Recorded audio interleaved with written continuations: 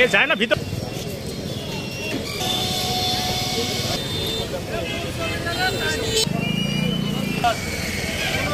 হাকিমপুর উপজেলায় আইন শৃঙ্খলা পরিস্থিতি স্বাভাবিক আছে, যান চলাচলও স্বাভাবিক আছে, নাশকতার কোনো সুযোগ এখানে নেই। আমাদের পুলিশ সজাগ আছে, সাদা পোশাকে পুলিশ নিয়োজিত আছে এবং পোশাকে বিভিন্ন স্থানে চেকপোস্ট, মোবাইল ডিউটি কন্টিনিউ আছে। আমাদের এখানে আশা করি হাকিমপুর উপজেলায় আইন শৃঙ্খলা পরিস্থিতি স্বাভাবিক থাকবে।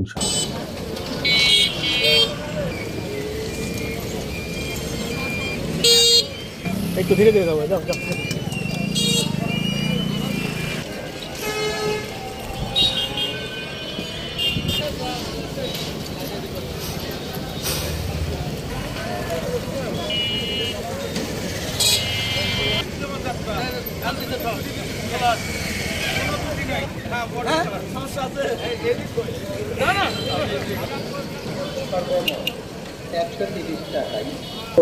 GB ইন্টারনেট একদম ফ্রি এবং 10,000 টাকা দিন তো।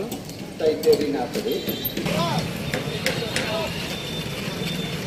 এ যায় না ভিতর।